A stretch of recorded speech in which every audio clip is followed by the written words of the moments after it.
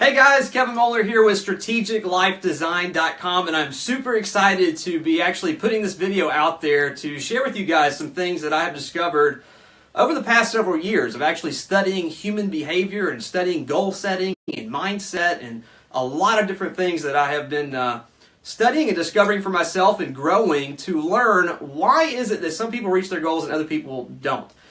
This year, over 200 million people will set resolutions. And over 1/4 of those people will actually quit pursuing those resolutions within the first week. And an overwhelming third of them will quit pursuing those goals within their first 3 months. And 80% will actually, I'm sorry, not 80%, 8% will actually go on to be successful with their New Year's resolutions. So why is there such a high rate of failure? Why are there so many people that say, hey, here's how I'm going to change my life. Here's what I'm going to do this year. Here's what I'm going to make happen. Here's the breakthroughs that I'm going to have. How come these people are actually not making it happen?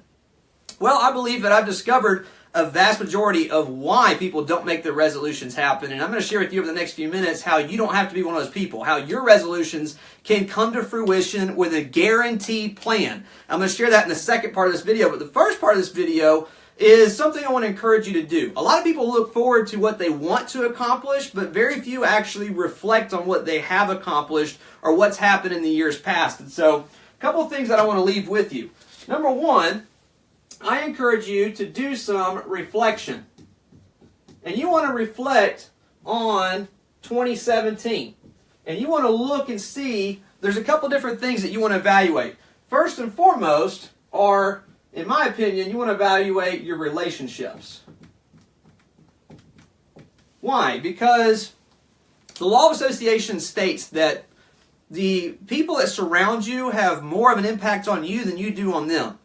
The law of association states that we're the average of the 5 people that we spend the most time with. And so what I want you to do is I want you to look at the relationships that you have in your life currently, and I want you to ask yourself a question. What are these relationships doing to me?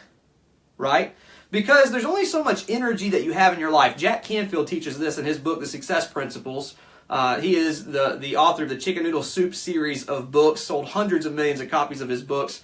And in his best-selling book, The Success Principles, he teaches the concept about energy units or energy credits.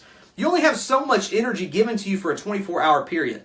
And so when you pour your energy into people that suck it away from you like a vampire, you can run out of energy way before the day expires, which leaves you with no energy for your family, no energy for your friends, no energy for your kids, no energy for your spouse, no energy for your business, no energy for the community, for missions and ministry. Like, you have got to take a huge look into the relationships in your life and say, hey, are these people, are they just completely drying me of my energy? Or when I give these people energy, are they giving me energy back? And what are these relationships doing to me? Are they making me better? Are they bringing me towards my goals? Are they supportive? Or are they negative? Are they tearing me down? Or are they taking all of my energy out of me? And so I want you to evaluate your relationships and those that are closest to you. The second thing that you need to evaluate are your responsibilities. These are the things that you do on a daily or weekly or monthly basis. You have a lot of things in your life that you feel responsible to doing. Now, here's the key. Did you place those things there, or did somebody else place those things there? And I'm not talking about your maybe your work or your occupation. We all have responsibilities for our job or our business or whatever. But the rest of the responsibilities in your life, are they there because you put them there? Are they there because they're taking you closer to your goals for you, your family, your finances, your business, those types of things? Or are they there because somebody else placed them there? Or do you find yourself fulfilling other people's expectations versus your own? Do you find yourself doing tasks that you shouldn't be doing because they lead to somebody else's successful future and not your successful future? So I want you to look at your responsibilities. Take a real clear, transparent look at those responsibilities you've had over the last 12 months of 2017 and say, hey, did I put these things here or were they put here by other people? And if they're put by other people, then make sure you try to delegate that and get those away or stop doing them altogether, because these things need to be taking you and your family towards your goals.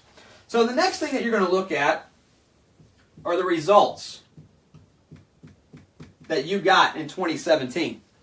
Because the life you live today is a combination of all the daily decisions that you've made over the last 12 months. Now, some of them stem a lot longer than that. Some of them are 3 years, 5 years, 10 years, 20 years worth of habits and things that you've done or not done that's led you to where you're at today. But in this video, I want to talk to you about the decisions you made in 2017. Ultimately, a lot of those are what shaped where you are today. That means the decisions that you make today and tomorrow and the next day compounded will lead to where you go in 2018. So I want you to look at the results you've got today. Where are you in every area of your priorities? Where are you with your health? Where are you with your fitness? Where are you with your marriage? Where are you with your relationships and your family? Where are you in your community? Where are you in your spiritual life? Where are you in your educational life? Where are you in your finances? Where are you in your business? Take a look at where you are and reflect on the decisions you've made over the last 12 months that's pretty much landed you where you are today. Now, once you're done with all that reflection, that's when we get into resolutions. Now, here's the deal about resolutions. Everybody talks about resolutions. Everybody talks about, oh, it's a new year, it's a new me, it's a new day, and all that stuff is true. But as we talked about earlier, only 8% of people that set New Year's resolutions actually have that come to pass. Only 8%. And I want you to be a part of that 8%, and you're going to be. But why do you think that only 200 million people in the United States will actually set New Year's resolutions? That means over 130 million won't. Well, I would tell you that most people want to change their life. Almost everybody wants to improve some area of their life. How come only 2/3 are even setting resolutions? Why is a third of the population not even setting them? Well, here's why I would say that I believe that is. They have set up their resolutions in years past in a way that didn't allow them to accomplish those resolutions. Therefore, they've completely given up on the strategy. It's way more comfortable just to float through the year than it is to start the first of the year, say, here's what I'm going to do, and then fail. And then start the first of the next year and say, here's what I'm going to do, and then fail again. So we've got to break this thing down. We're going to do it really quickly in the next few minutes. First and foremost, you hear the word goals. Hey, you got to have goals. You got to have goals. Well, here's what I encourage you to do. Take goals and put a line through it. And here's why. You know what a goal is? It's a wish or a hope. And what you need is not a wish or a hope. What you need is a declaration. Set declarations of what's going to happen in 2018, not goals. A declaration is something where you stake your claim. You draw a line, not in the sand, forget the sand. You draw a line in the concrete. You say, this is what's got to happen. This is what's got to change in my life. This is what's got to happen in my physical life. This is what's got to happen with my health, with my finances, with my business, with my marriage, with my children, with my whatever. You've got to stake your claim and say, this is what's going to happen. Now, a lot of people say, well, Kevin, I understand what you're saying, but I'm just not that motivated, man. I'm just not one of those people that has this high level of motivation and intensity all the time and just moves forward and has that kind of personality. Look, I understand. We all battle with that. We all battle with the fact that we stated we were going to do something. We got to maintain discipline in order to accomplish that goal. That's hard for all of us. So the master achievers, what do they have in common that allows them to sustain motivation? Not just have a peak of motivation and come back down, but actually to sustain it. Well, here's what happens. If you want to take a goal from a goal to a declaration, you need to understand the human driving force behind that, which are one of two things. Pleasure or pain. See, when you take a goal and then you want to turn it into a declaration where it's a must accomplish, not a wish or a hope, but you're going to do it, you have to do it, you must do it, figure out what pleasure and what pain is attached to that declaration. What is attached to it? What is it going to feel like when you accomplish this goal? And what is it going to feel like if you don't?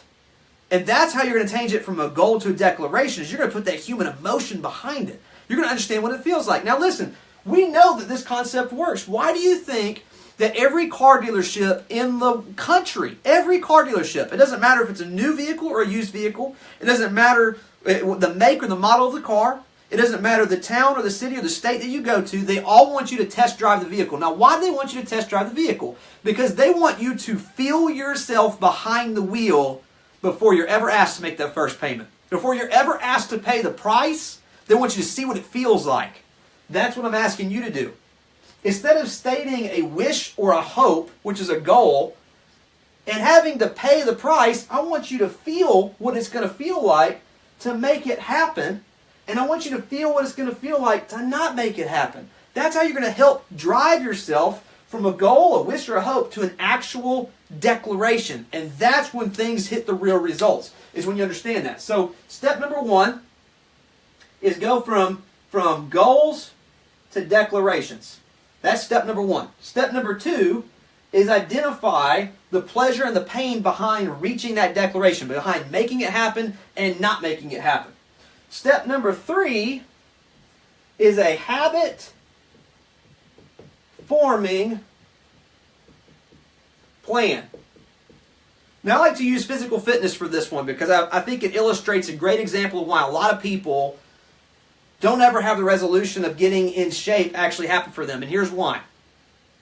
They make a dramatic change in what they do in their life and in their schedule. Make a dramatic change. They go from, here comes somebody from not working out, not eating right, not doing anything to help themselves as far as their health or their physical fitness. And all of a sudden, here comes a New Year's resolution. They say, this is the year I'm going to get in shape. And they change everything. They go buy an expensive gym membership. They go buy $300 worth of gym clothes and tennis shoes. They buy supplements. They buy protein powders. They get a personal trainer, and now they go work out at the gym an hour, hour and a half, 2 hours a day.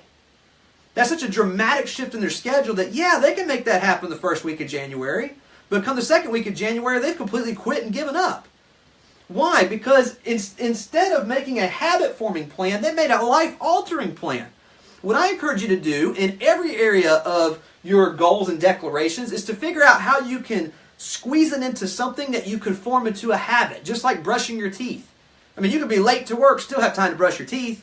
I mean, it's just a habit. It's something we get up and we do it. That's what I want your success to look like for 2018.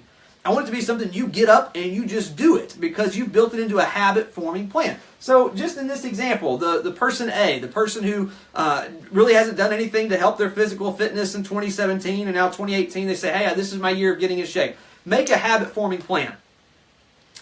Instead of saying I'm going to work out an hour and a half for 2 hours a day when you're used to working out 0 hours a day, why don't you start working out 15 minutes a day, 5 days a week?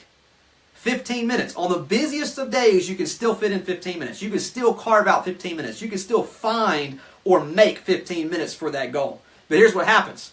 A week, 2 weeks. Now you've passed the first week where most people have already given up on their goals. You've gone into week 2, week 3, week 4, and now it's a habit. Now it's a routine. Now it's like brushing your teeth. Now it's just something you do. And one day when you're at the gym and your schedule happens to open up and you've got an extra 20 minutes that you can work out that day, great. But now you've formed a habit. And that's how you actually change your life. It's the daily decisions that you make compounded over 2018 that at the end of 2018 is going to arrive you at a destination. And if you design this, that's the reason I created strategiclifedesign.com. If you design this strategically, you'll love where you end up in 2018. Every area of your life can grow as long as you set a habit-forming plan to progress it forward. So take a look at your goal. Years ago, when I did construction work, most of you know that I used to, 10 years ago, that was the last job I ever had before I started my own business. And in construction, I used to drink a ton of coffee. I still drink a ton of coffee. But back then, I had a lot of creamer and a lot of sugar in my coffee. Now, how did I break that habit? People that know me today know I drink coffee black. I don't put anything in it. It's just coffee. So how did I break that habit? Well, here's what I didn't do. I didn't wake up one day and say, hey, you know what? I'm done with creamer. I'm done with sugar. I'm going to drink coffee black. I didn't do that because that would never work for a guy like me. It just wouldn't work. But what I did is I started to take a little bit less creamer over a period of time over the course of months. So when I make a pot of coffee, I'd pour some creamer in there. I would put a little less than what I really wanted. So the coffee was still great, but it was just a little bit bitter. Not bad, but just a little bit bitter. But guess what? Over time, the amount of creamer I put in there to be just a little bit bitter went all the way from this much to this much, this much. Next thing you know, there's no creamer in my coffee.